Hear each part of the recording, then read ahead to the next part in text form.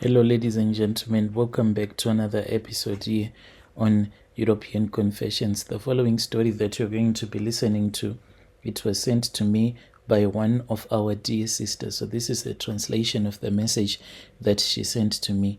The translation reads like this: Hello, Brother Nansha, how are you? Can you please post my own story as hidden identity? My name is Name Hidden.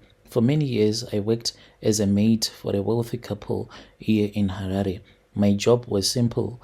I was taken from the villages by one of our auntie. She had heard that there was this other couple that was looking for a mate, and they preferred that this mate, if she was coming from the villages, it was far much better. My job was to clean their home, cook their meals, and to take care of their everyday needs.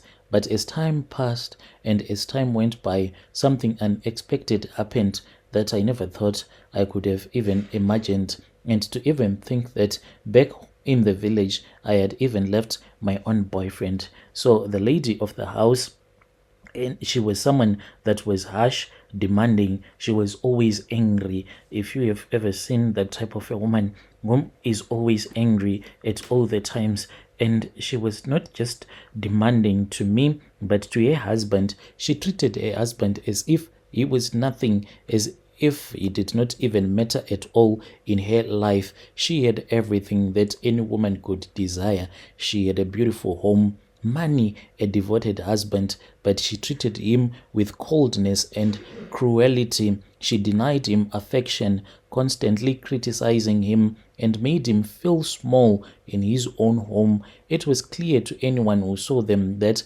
their marriage was in trouble, but I stayed out of it, thinking that it was not my place at all. But as time went on, a husband began to confide in me. He would come to me and he would tell me that he was quite lonely and he was really feeling lonely, and how starved he was for love and for warmth. The wife was denying him sex, and each and every time I would hear them as they would be arguing throughout the night, and I would remember that the husband would have told me during the day that tonight I'm going to try to sleep with her, and I'm telling you that she is not going to sleep with me. She is going to deny me the right to sleep with her. So constantly she was criticizing him, even calling him a fool, and at that time it was just clear that their marriage was not going to work. So this man, at first, when he would come to me,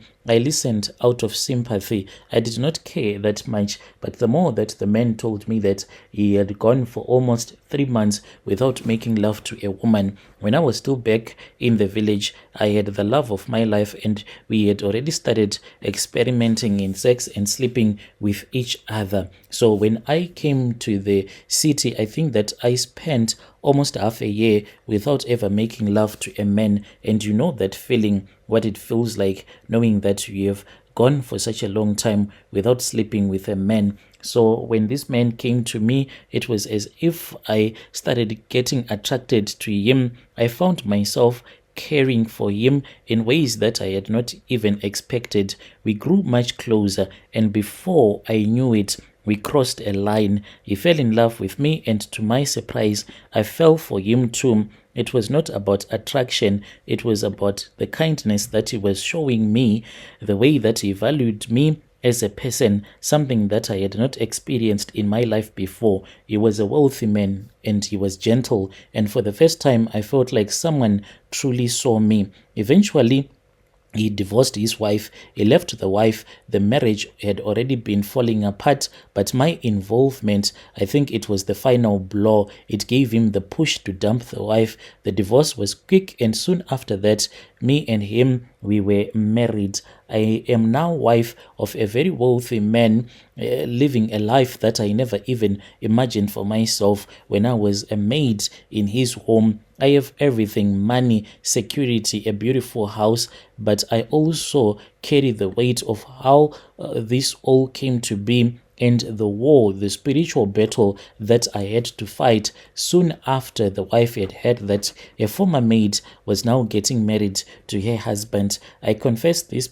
because despite all the luxury around me, I just cannot escape the guilt. I know that I played a role in breaking a marriage. Yes, his wife mistreated him, and yes, there was no love left between them, but I was like the final piece that made their relationship to crumble. I took advantage of a man who was vulnerable and lost. And while I now live the life many women can only dream of, it came at the cost of someone else's pain. I don't know if what I did is right or wrong. On the other hand, I believe that I gave him the love that he deserved, something the wife had been denying him for a very long time. On the other hand, I know that I stepped into a situation that I should have stayed out of, and for that I carry this burden on my heart. I only hope that by telling the truth, God can forgive me and I can start to make peace with the past, because already me and this man, we have kids already, and maybe I can move forward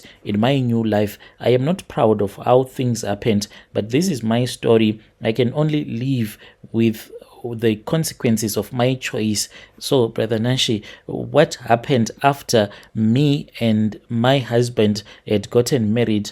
Then my mother is someone who loves going to different traditional healers, but I can say that my mother was my salvation, because if she had not gone to visit a traditional healer, maybe I would have died. So this is what this woman did. When she heard that I was getting ready to get married to her ex-husband, it was said that she went to Chipinge, to a very powerful traditional healer. When she went there, the only thing that she was waiting for, she was supposed to collect the soil at the place where I would have stepped my feet on, so she could not get close to me. So at that time, that was when my mom went to this other traditional ceremony. So whilst she was there, it was said that there was one traditional healer who called her and told her that her daughter's life in the city was at risk and she had to bring me to the village. So before my wedding, that was when I was brought to the village. So I was then given some charms that I was supposed to use when I was bathing. I returned back and the wedding went ahead. Since this woman had failed to collect the soil at the place where I had stepped my feet, I had an advantage over her.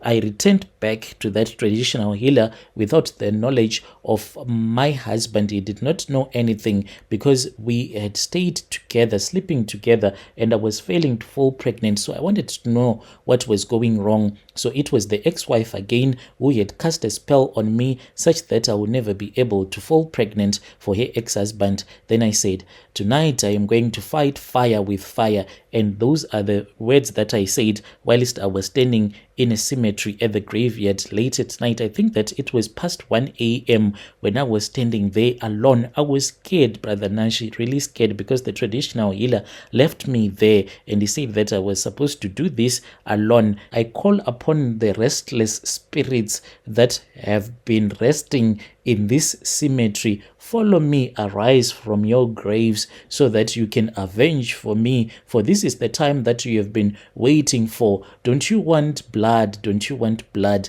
Then when I was leaving that graveyard, I felt like there were some spirits that were following me. I was running, Brother Nash, because I was so scared, and that traditional healer had told me that I was not supposed to look back. So I kept on running even though I was hearing some footsteps of other people that were running behind me. Those were the spirits that were following me from the same graveyard where I had done that ritual. I banged on the traditional healer's door because I was so scared. He opened for me and I rushed into his bedroom and he laughed at me and he said that I was not supposed to be afraid because the charm that he had given me was going to protect me. Those spirits, they could not harm me because they knew that by me coming to their graves, it was because I wanted them to assist me. So after we did another ritual, that was when this woman, when I heard that she got married, then she had a miscarriage. She nearly died.